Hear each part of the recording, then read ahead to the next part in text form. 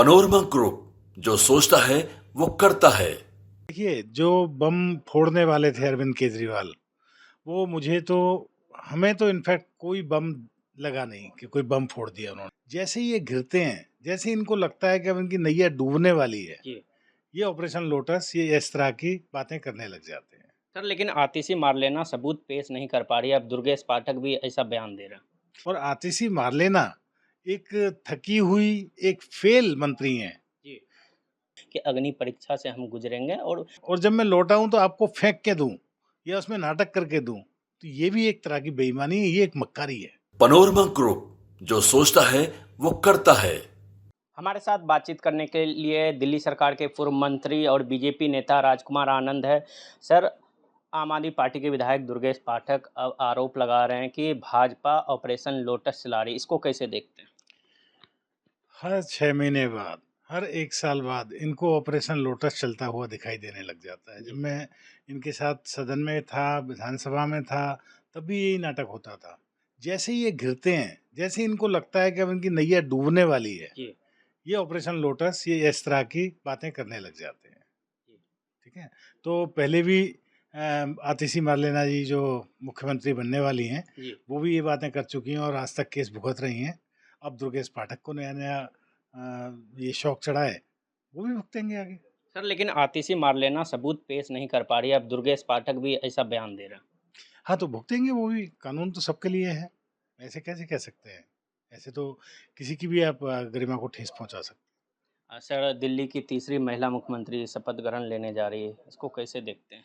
देखिए, जो बम फोड़ने वाले थे अरविंद केजरीवाल, वो मुझे तो हमें तो इनफैक्ट कोई बम लगा नहीं कि कोई बम फोड़ दिया उन्होंने। जब वो कह रहे थे कि मैं इस्तीफ़ा दे दूँगा और बहुत बड़ा तूफ़ान, ऐसा लगा था कि बहुत बड़ा कुछ होने वाला है, लेकिन कुछ भी नहीं हुआ। आतिशी तो सँभाल रही थी, आतिशी मारलेना ही तो उनका काम सँभाल रही थी। और आतिशी मारलेना एक थकी हुई, एक फ़ेल मंत्री हैं। जी। वो पानी में, जल बोर्ड में फ़ेल हुईं। आज 75,000 करोड़ रुपए से ज़्यादा का कर्ज़ में डूब गया जल बोर्ड, जी। जो कभी फ़ायदे में चला करता था। बिजली के बिल आज जो मुफ़्त का बिजली, मुफ़्त का बिजली, मुफ़्त का बिजली करते हैं, उसके इतने बिल आने लगे हैं जिसका कोई हिसाब नहीं है। पीडब्ल्यूडी का हाल ऐसा है, आप मुंडका वाले रोड पर चले जाइए, आपको पता लगेगा कि किस तरह का रख-रखाव है पीडब्ल्यूडी की सड़कों का। तो पीडब्ल्यूडी डिपार्टमेंट भी इन्हीं के पास था।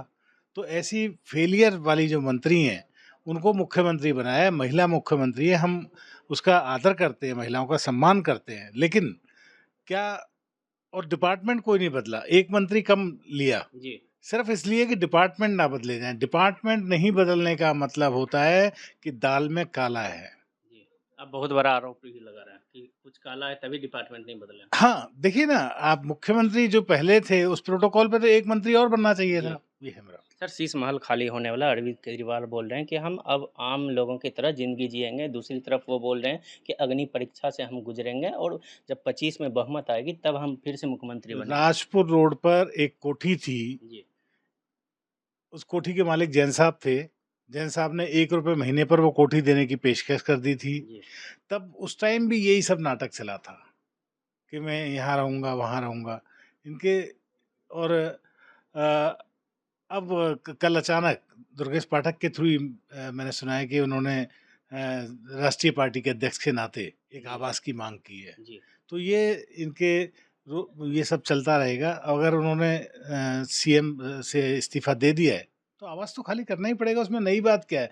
मैं आपसे कुछ ले लूँ, जी। आपका उधारी में या किसी चीज़ के मतलब बदले में, मतलब कुछ दिन के लिए, तो आखिर तो मुझे लौटाना पड़ेगा। और जब मैं लौटाऊँ तो आपको फेंक के दूँ या उसमें नाटक करके दूँ, तो ये भी एक तरह की बेईमानी है, ये एक मक्कारी है।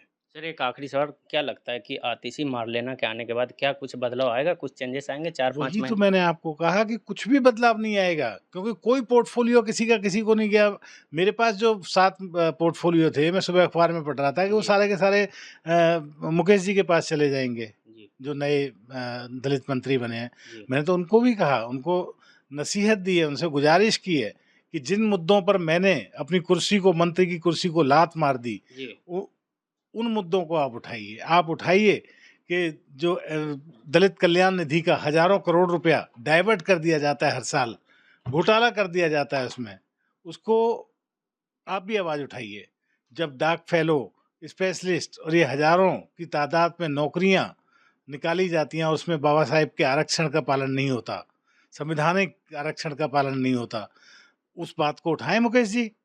उस बात को उठाएं मुकेश जी कि दिल्ली में इतनी सारी मंडियां हैं, उसका एक भी चेयरमैन दलित नहीं बनता। उस बात को उठाएं मुकेश जी कि जितनी सारे कॉलेज के बोर्ड है उसमें एक भी मंत्री, एक भी उसका चेयरमैन जी दलित नहीं होता। अगर वो इसको उठाएंगे तो मुझे बहुत खुशी होगी, अन्यथा जो दलितों के मंत्री हैं वो दलितों को धोखा देंगे। चलिए, ये थे हमारे साथ बातचीत करने के लिए दिल्ली सरकार के पूर्व मंत्री और बीजेपी नेता राजकुमार आनंद जी। आप देखते रहिए न्यूज़ 8।